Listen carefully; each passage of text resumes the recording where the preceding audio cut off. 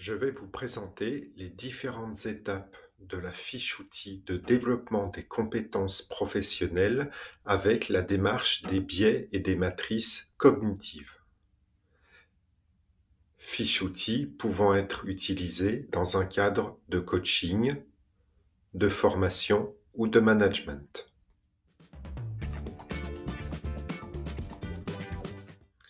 Première étape de la démarche, présenter les matrices cognitives. Cette première étape est a priori réalisée durant l'analyse de la demande en séance 1. On présente successivement les points suivants. Les biais cognitifs sont des manières automatiques et non conscientes de penser, consistant à interpréter de façon incorrecte les informations d'une situation. Ils conduisent à réaliser des analyses, à prendre des décisions et à mettre en place des actions non ajustées, inefficaces et contre-productives. Le modèle des matrices cognitives est le fruit de la compilation des principaux biais et leur regroupement en 7 catégories fondamentales d'erreurs d'interprétation des situations professionnelles, les 7 matrices cognitives. Chacune des 7 matrices cognitives est une compétence professionnelle fondamentale et transverse d'analyse des situations professionnelles. Le diagnostic réalisé par le modèle des matrices cognitives permet ensuite, sur la base d'une méthodologie d'opérationnalisation, de développer les compétences métiers et techniques au service de la finalité de la prestation d'accompagnement ou de l'activité managériale, en s'aidant éventuellement, en complément, de l'assistant IA Logos spécialisé dans le travail des biais cognitifs en situation professionnelle réelle. Le test des matrices cognitives mesure les 3 dimensions fondamentales de l'efficience professionnelle: la performance, la qualité des relations et le bien-être professionnel. C'est un test psychométrique étalonné permettant de mesurer, pour un individu donné, ses forces ou ses points de progression vis-à-vis des 7 matrices cognitives. Pour chaque matrice, on obtient un score brut allant de -4 à +4. -4 à 0 indiquant une matrice à faire progresser et un score brut de 0 à +4 indiquant une matrice forte. Pour chaque matrice, on obtient également un score étalonné, variant de 0 à 100%, indiquant le point suivant: vous êtes plus performant à cette matrice que X% de la population. Les 7 matrices cognitives sont les suivantes. Matrice 1, l'amplitude, c'est la capacité à identifier les priorités, les informations importantes et les facteurs d'efficacité. Matrice 2, la lucidité, c'est la capacité, même sous le coup de l'émotion, à prendre le temps d'analyser les faits et les conséquences. Matrice 3, la décentration, conscient de ne pas tout maîtriser, c'est la capacité à tenir réellement compte des retours des autres et des expériences. La matrice 4, l'innovation, c'est la compétence à remettre en cause les choses et à lever les fausses contraintes lorsque nécessaire. La matrice 5, l'autonomie, est la capacité à identifier les processus manipulatoires ou de contrainte. La matrice 6, l'équilibre, c'est l'aptitude à tirer les leçons du négatif comme du positif. Et enfin, la matrice 7, la flexibilité. Acceptant que tout ne soit pas parfait ou comme je veux, c'est la capacité à acter que les difficultés et imperfections sont normales et à être orienté action face à elles.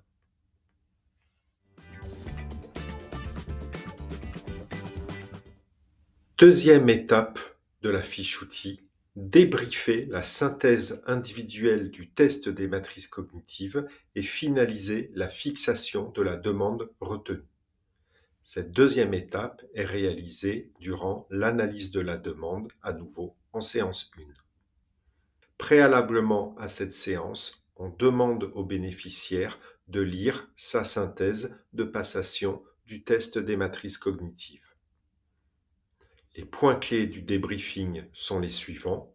On répond aux questions générales du bénéficiaire vis-à-vis du test des matrices cognitives, puis on lui demande dans quel score, positif ou négatif, il se reconnaît le plus en lien avec la finalité de l'activité que l'on est en train de réaliser avec lui.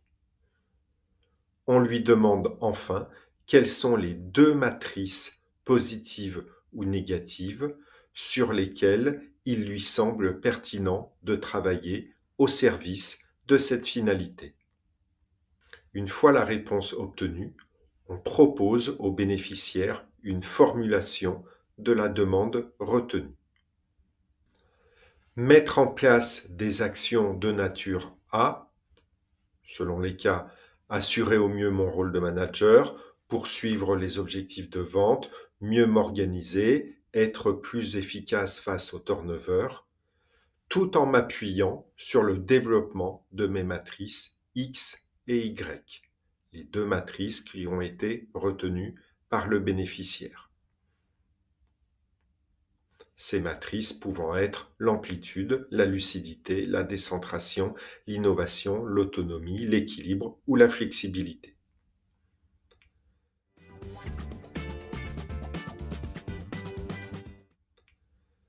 Troisième étape de la fiche outil, opérationnaliser la demande avec les matrices cognitives. Cette troisième étape est réalisée durant l'opérationnalisation de la demande, a priori en séance 2. Pour chacune des 2 matrices retenues, on présente ces antidotes comportementaux permettant de les développer. Antidotes comportementaux que je vais vous présenter dans quelques instants. Pour chaque objectif général fabriqué, et je vous renvoie à mon séminaire précédent sur l'opérationnalisation de la demande, on fait fabriquer des applications de ces antidotes comportementaux, c'est-à-dire des objectifs spécifiques qui sont des actions opérationnelles de réalisation concrète et matérielle de ces antidotes, au service de cet objectif général. À noter que tous les objectifs spécifiques ne sont pas obligatoirement liés à une matrice. Les questions types à poser ici sont les suivantes. Qu'est-ce que vous pouvez faire ici et maintenant et concrètement afin de mettre en place un de ces antidotes comportementaux au service de cet objectif général? Quels changements pouvez-vous concrètement opérer ici et maintenant dans votre management, dans vos relations professionnelles, dans votre communication, dans votre organisation quotidienne, c'est selon, afin de mettre en place un de ces antidotes comportementaux au service de cet objectif général.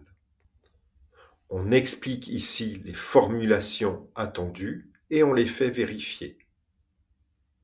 Une formulation professionnelle, sans négation, précise, détaillée, concrète, c'est-à-dire comprenant des quoi, des acquis, des quand, des comment, des où, une formulation a priori au moins de 4 lignes, une formulation réaliste étant donné l'environnement du bénéficiaire et étant donné également ses caractéristiques, une formulation qui dépend du bénéficiaire et une formulation uniquement dans le seul registre comportemental, pas le registre émotionnel et pas le registre cognitif.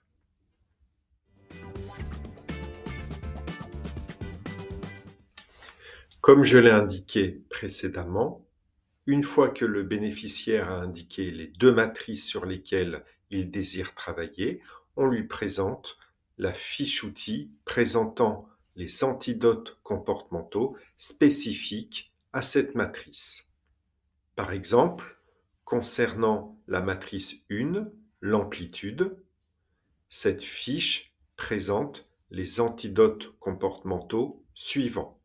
Prendre réellement le temps de comprendre quelles actions seront vraiment efficaces, quelles sont les priorités, quelles sont les informations, les paramètres importants, qu'est-ce qui rendra mes actions efficaces. Autre exemple, concernant la matrice 2, la lucidité, cette fiche présente les antidotes comportementaux suivants. Sous le coup de l'émotion, prendre du recul. Prendre le temps de la réflexion, ne pas réagir, décider immédiatement. Analyser réellement les faits, les indicateurs, le contexte et les conséquences. Dernier exemple, concernant la matrice 6, l'équilibre, cette fiche présente les antidotes comportementaux suivants. Réellement apprendre des expériences en ayant une vision équilibrée des éléments positifs et négatifs. Identifier les aspects négatifs, mais aussi positifs des situations. Repérer le positif et identifier comment l'intensifier à l'avenir. Repérer le négatif et identifier comment le diminuer à l'avenir.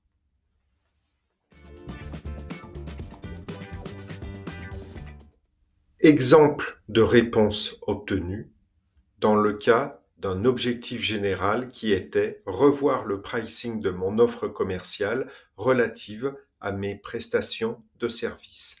Le premier objectif spécifique qui a été fabriqué est identifier parmi l'ensemble de mes offres de prestations les 3 prestations dont la vente est la plus faible alors qu'une réelle demande du marché semble exister. Prestations sur lesquelles je vais focaliser dans un premier temps mon activité d'ajustement de pricing, en tirant les leçons de ce benchmark. L'action correctrice utilisée ici est la première de la matrice amplitude. Quelles sont les priorités? Deuxième objectif spécifique fabriqué par le bénéficiaire, vis-à-vis de ces 3 prestations, faire un benchmark de la concurrence et demander aux derniers prospects ayant refusé mes offres les raisons de cela, puis en tirer les arbitrages nécessaires. L'action correctrice qui a été utilisée ici est relative à la matrice lucidité. Analyser réellement les faits, les indicateurs, le contexte et les conséquences. Troisième objectif spécifique fabriqué par le bénéficiaire, vis-à-vis de ces 3 prestations, demander à mes confrères avec qui j'ai de bonnes relations leur retour d'expérience d'offres commerciales et ajuster mon offre en conséquence. L'action correctrice qui a été utilisée ici pour fabriquer cet objectif spécifique était relatif à la matrice décentration, l'antidote étant réellement tirer les leçons des résultats, des actions et des retours d'expérience. Les relances types à utiliser auprès du bénéficiaire lorsqu'il est en train de fabriquer ses objectifs spécifiques d'application des actions correctrices, c'est-à-dire des antidotes comportementaux des 2 matrices qu'il a retenues, sont les suivants. L'objectif spécifique proposé ici n'applique pas assez directement un antidote comportemental précis. L'objectif spécifique proposé n'applique pas assez directement l'antidote comportemental que vous avez utilisé. En quoi cet objectif spécifique permet-il de réaliser son objectif général associé? L'objectif spécifique que vous avez proposé n'est pas assez détaillé. Il faudrait au moins 5 lignes en incluant les qui, quoi, quand, où, comment. Concernant ce terme X que vous mentionnez dans votre objectif spécifique, pouvez-vous le préciser plus avant entre parenthèses?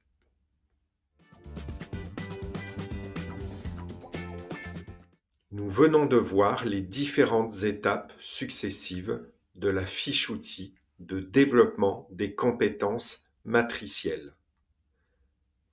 Ces compétences matricielles étant des capacités fondamentales pouvant être utilisées dans le domaine professionnel dans ses dimensions proprement techniques et métiers.